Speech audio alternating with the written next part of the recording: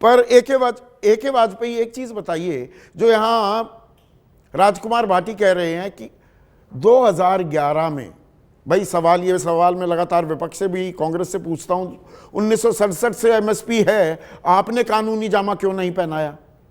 पर इसमें सवाल क्या ये भी जरूरी हो जाता है कि 2011 में जब मौजूदा प्रधानमंत्री गुजरात के मुख्यमंत्री थे और working group on consumer affairs के अध्यक्ष थे, तो बाकायदा तत्कालीन प्रधानमंत्री मनमोहन सिंह को चिट्ठी लिखी कि कानूनी जामा पहनाओ।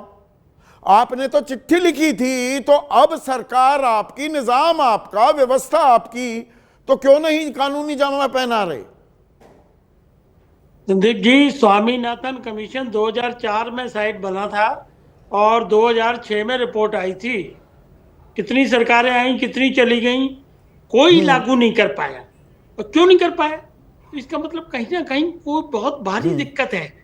अदरवाइज तो सब मानते हैं कि किसान हमारे देश का अन्नदाता है और सब ये भी चाहते हैं कि किसानों की तरक्की हो, उनको बकायदा चीजें मिले। लेकिन मैं इस बात से सहमत नहीं हूं कि तो देश को बता दीजिए ना दिक्कत क्या है। संवेदनशील नहीं है। मैं बताता हूं।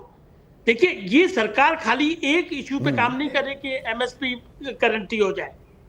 ये सरकार छोटे किसानों को केंद्र बिंदु में रख के काम कर रही है। और जब छोटे किसान की बात होती है तो 2 हेक्टेयर से कम की बात होती है। उनको 3,40,000 करोड़ रुपए प्रधानमंत्री सम्मान निधि, जो किसान सम्मान निधि है, उसमें बकायदा दिया जाता है। अभी हाल इसी बजट में 3 लाख से बढ़ा के क्रेडिट कार्ड जो मिलता है, बिल्कुल आसान ऋण मिलता है, उसको बढ़ा के 5 लाख कर दिया। सब्सिडी भी अभी खाद की बोरी पे जो थी वो बढ़ा दी थी। हाँ, मतलब कर्ज देने की तो बात कर रहे हो। कर्ज, मेहनत की माकूल कीमत दे दो ना। कर्जा देने के लिए तैयार हो किसान को, उसको मेहनत की माकूल कीमत दे दो। ए के वाजपेयी, देखिए, एमएसपी का मतलब हुआ कि मिनिमम सपोर्ट प्राइस आप फिक्स करेंगे कि किसान से कोई भी व्यक्ति खरीदेगा तो उससे कम लागत में नहीं खरीदेगा। उसके रिपरकशन भी तो देखो।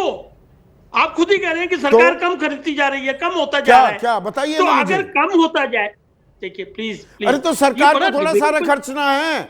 सरकार क्यों खरीदे एमएसपी पे सारा? जो बाकी लोग खरीदते हैं उन पर भी तो कानूनी बाध्यता हो। आप मुझे एक चीज बताइए, ए के वाजपेयी साहब, आप इतने बड़े वकील भी हैं देश में। एक मिनट सुनिए ना। एमआरपी है, मैक्सिमम रिटेल प्राइस, एक बंधा हुआ है ना। हर चीजों के दाम बंधे हुए हैं, तो किसान के दाम बांधने में क्या दिक्कत होती है? ये तो लोहिया जी भी बात किया करते ना, दाम बांधना। संदीप जी, देखिए, हमारी पार्टी और हम पूरी तरीके से किसानों के साथ खड़े हैं, लेकिन चूंकि हम सरकार का हिस्सा है, अलायंस पार्टनर हैं, तो हमको सरकार की भी दिक्कत समझनी होगी। और ये सवाल इस सरकार का नहीं है। मैंने पहले ही कहा कि ये तो विपक्ष में कुछ और बात कहोगे, सत्ता में आने के बाद कुछ और कहोगे।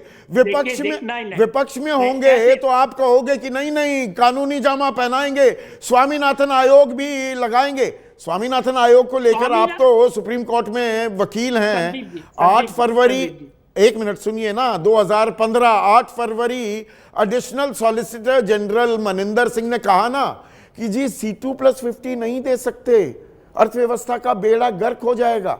ये पहले ध्यान नहीं था जब विपक्ष में थे। नहीं, तो अगर ये स्टेटमेंट सुप्रीम कोर्ट में दे दी, जो ट्रू फैक्ट्स है, और वो इस्टेब्लिशमेंट कहां कितना खर्च करेगा, कैसे बैलेंसिंग करेगा, इकोनॉमिक को बैलेंस तो करना ही पड़ेगा ना जी। तो अगर उसमें ये पॉसिबल नहीं हो पा रहा, आज जो मंत्री और उसके बाद भी बीजेपी लगातार ये कहती है हमने स्वामीनाथन आयोग लागू कर दिया, हम लाभकारी मूल्य दे रहे हैं। नरेश सिरोही ये बात तो लगातार कही जा रही है ना। उसके बावजूद एक सेकंड के वाजपेयी, एक सेकंड, नरेश सिरोही अभी भी सरकार ये कहती है ना कि स्वामीनाथन आयोग लागू कर दिया, हम लाभकारी मूल्य दे रहे हैं। कौन सा लाभकारी मूल्य, कौन सा फॉर्मूला है भाई आपका?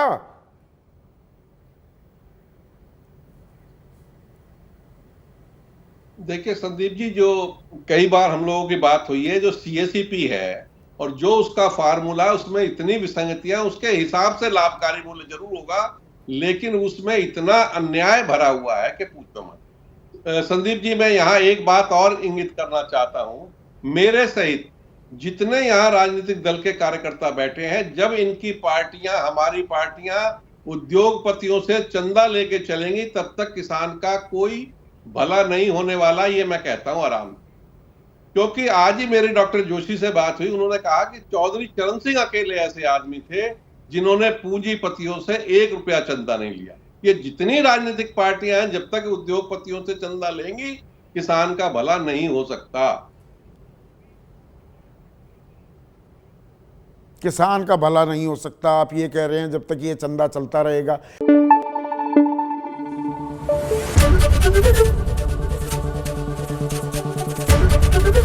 एबीपी न्यूज आपको रखे आगे।